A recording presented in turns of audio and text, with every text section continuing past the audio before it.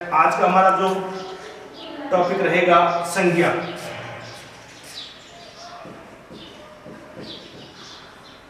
संज्ञा वैसे तो बिल्कुल सामान्य टॉपिक है, उसके बावजूद इसके भी एक या दो प्रश्न हर प्रतियोगिता परीक्षा में पूछते हैं। तो संज्ञा की परिभाषा लिख दीजिए। किसी स्थान, व्यक्ति,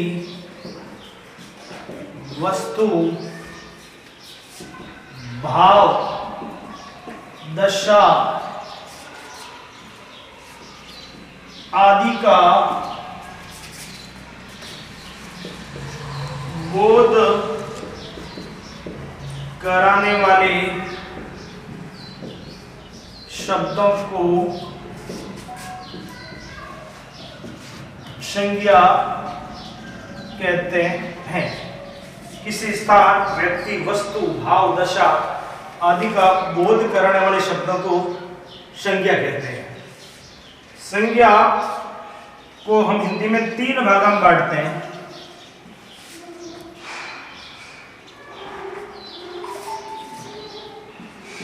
संज्ञा नंबर एक व्यक्तिवाचक संज्ञा, नंबर दो जातिवाचक संज्ञा, नंबर तीन भाववाचक संज्ञा। व्यक्तिवाचक संज्ञा में किसी व्यक्ति, वस्तु, स्थान के नाम का बोध हो, वे सभी व्यक्तिवाचक संज्ञा होती है। किसी व्यक्ति, वस्तु, स्थान आदि के नाम का जहां बोध हो वह व्यक्तिवाचक संज्ञा होती है। जातिवाचक में किसी व्यक्ति, वस्तु, स्थान के समूह का ज्ञान हो वहां जातिवाचक संज्ञा होती है। भाववाचक जहां किसी भाव, दशा, गुण आदि का बोध हो वे सभी भाववाचक संज्ञा होती है। ये परिभाषा आपको जानकारी होनी चाहिए। उसके बावजूद भी इसकी पहचान व्यक्तिवाचक संज्ञा, व्यक्तिवाचक संज्ञा हमेशा बहुधा एक वचन में रहती है।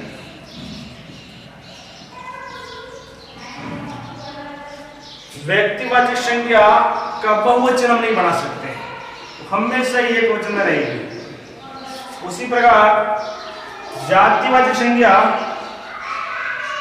इसमें किसी का भी बहुवचन बनाया जा सकता है। जातिवाचक में जो कोई एक वचन हो उसका बहुवचन बन जाता है। जैसे खिड़की, खिड़कियां, इसका यदि बहुवचन बन जाता है वो सभी जातिवाचक के उदाहरण रहेंगे। और भाववाचक की पहचान, भाववाचक संज्ञा कभी स्थान नहीं घेरती। भाववाचक संज्ञा कभी स्थान नहीं घेरती। तो व्यक्तिवाचक हमेशा बहुधा एक वचन में रहती है जातिवाचक संज्ञा जो एक वचन हो तो उसका बहुवचन बन सकता है और भाववाचक की पहचान रहेगी, ये कभी अपना स्थान नहीं घेरती है। इस प्रकार हम आसानी से समझ सकते हैं कि जातिवाचक के उदाहरण कौन कौन से होते हैं, भाववाचक के उदाहरण कौन कौन से होते हैं। जैसे नदी शब्द है तो नदी का बहुवचन बढ़ जाता है नदियां। जब बहुवचन बढ़ जाता है इसका मतलब यह उदाहरण है जातिवाचक का। शब्द है गंगा, गंगा का हम बहुवचन नहीं बढ़ा सकते, गंगा का गंगामा नहीं कर सकते, ये हमेशा एक वचन, एक ही एक वचन रहेगी। तो ये व्यक्तिवाचक का उदाहरण है और ये जातिवाचक का उदाहरण है। जैसे कोई भी नाम हो सकता है, रमेश,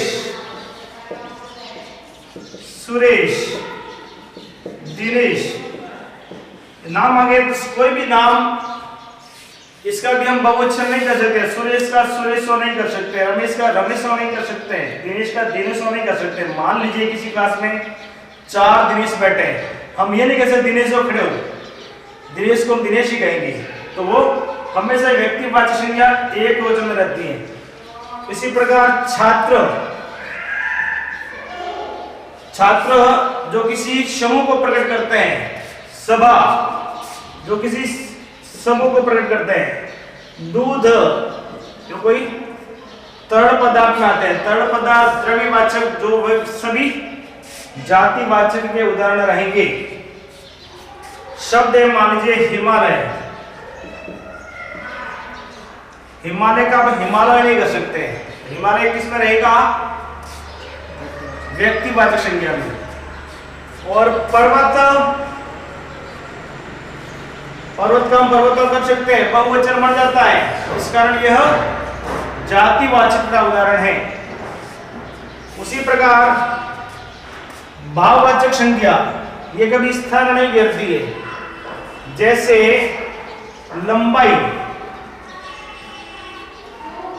लंबाई न व्यक्तिवाचक है न जातिवाचक है, बल्कि यह भाव है, तो किस में आएगी, भाववाचक संज्ञा।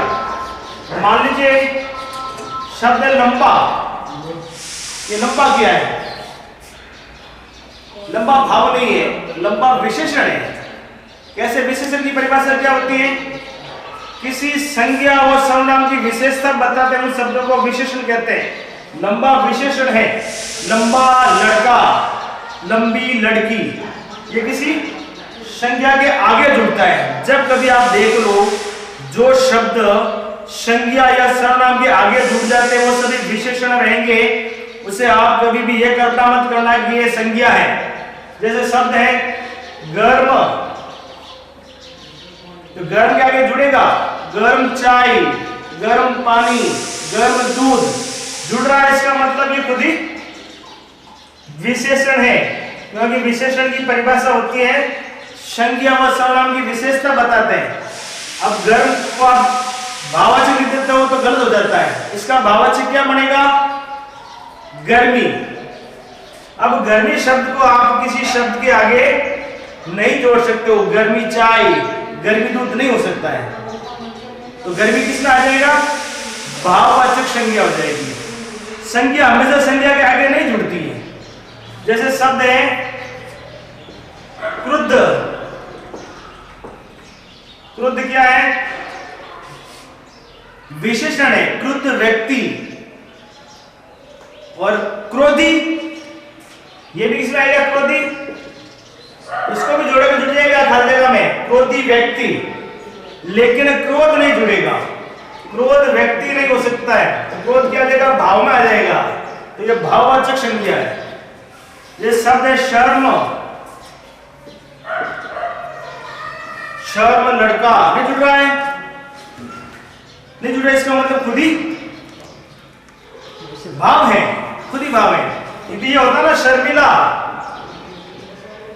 शर्मिला या शर्मिली, तो शर्मिली लड़की, जुड़ रहा है, इसका मतलब विशेषण है। तो विशेषण में भाववाचक संज्ञा की सीधी सी पहचान है, यदि आप कोई संज्ञा ले लो, संज्ञा के आगे यदि कोई शब्द जुड़ जाता है इसका मतलब विशेषण है, और नहीं जुड़ रहा वो खुद संज्ञा है, भाववाचक संज्ञा है, सीधी सी बात है। अब मैं आपको 4 शब्द दे रहा हूं। जो शब्द है मिठाई, लंबाई, चौड़ाई, अच्छाई। बताओ इन चारों में से जातिवाचक संज्ञा कौन सी है? आपको बता दिया गया जातिवाचक संज्ञा हमेशा स्थान घेरती है और भाववाचक संज्ञा स्थान नहीं घेरती है। इसमें से कौन सी वस्तु जो स्थान घेरती है? या शब्द मिठाई, मिठाई स्थान घेरती है, और मिठाई का बहुवचन क्या बनेगा? मिठाइयां।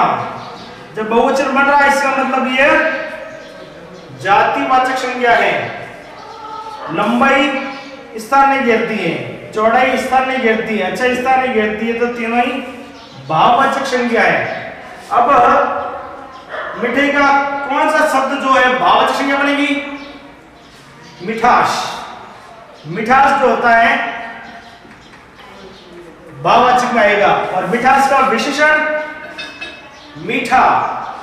मीठा जो शब्द है वो विशेषण है।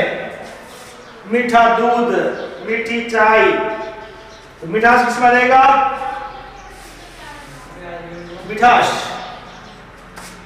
भाववाचक संज्ञा है। संज्ञा की पहचान के लिए सबसे बढ़िया तरीका है, यदि आप भाववाचक संज्ञा को पहचानना है तो संज्ञा के आगे लगाकर देख लो, जुड़ जाती है तो विशेषण है, नहीं जुड़ती है तो खुद ही भाववाचक संज्ञा है।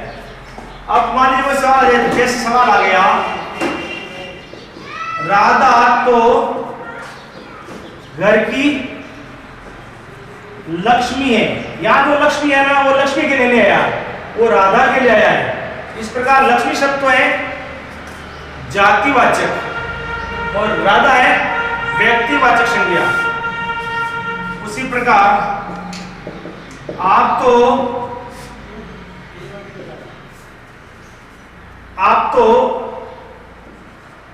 कलयुग के भीम हो।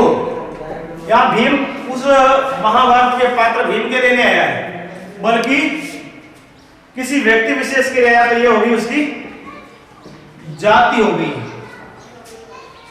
ये उसका तो जाति होगी, इसका मतलब जातिवाचक संज्ञा में आएगा। मान लीजिए शब्द है पंडित जी ने देश की खूब सेवा की। या पंडित जी जाति होते हुए भी नेहरू के लिए आया है, तो किसी व्यक्ति विशेष के लिए आया है। इसका लिए पंडित जी व्यक्तिवाचक संज्ञा का उदाहरण है। यह भी आपको जानकारी होनी चाहिए कि वास्तव में इसमें जातिवाचक कौन है, व्यक्तिवाचक कौन है, भाववाचक कौन है, इनकी पहचान आप थोड़ा सा जमकर यदि क्लास को ढंग से बैठ कर पढ़ते हो तो निश्चित रूप से आप आराम से संज्ञा को समझ सकते हैं। शब्द दिशा किसमें आएगी? दिशा शब्द है, दिशा का बहुवचन दिशा हो सकता है, इसका मतलब जातिवाचक। उत्तर दिशा आ गया, मान लीजिए उत्तर दिशा व्यक्तिवाचक। कोई भी नाम होता है वो सभी व्यक्तिवाचक संज्ञा, और कोई समूह में बताते हैं तो जातिवाचक, और जो कोई स्थान नहीं घेरते वो सभी शब्द भाववाचक के उदाहरण रहेंगे। एक शब्द है जातिवाचक नौकरी,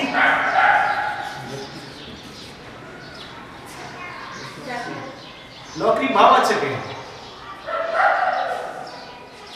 मनुष्य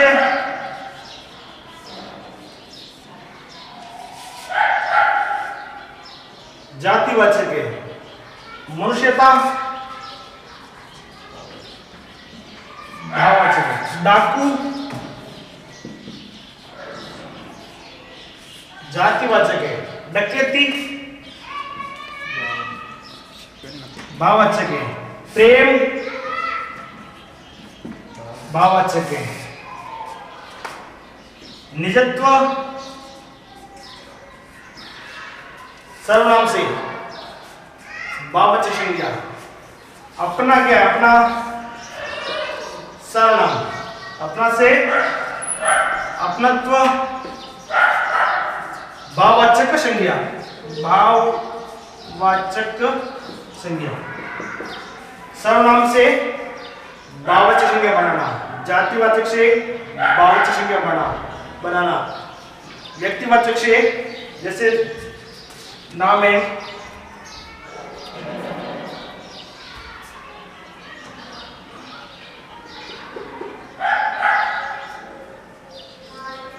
यमुना, ये व्यक्तिवाचक किसी का नाम है। और नदी, ये समूह को बताता है तो जातिवाचक। इस प्रकार आप आराम से इस संज्ञा को समझ सकते हैं। जातिवाचक कौन सी होती है, भाववाचक कौन सी होती है, व्यक्तिवाचक कौन सी होती है, और भाववाचक से विशेषण को अलग कैसे करते हैं, ये सभी जानकारी आराम से कर सकते हैं। शेष क्लास कल करेंगे। धन्यवाद।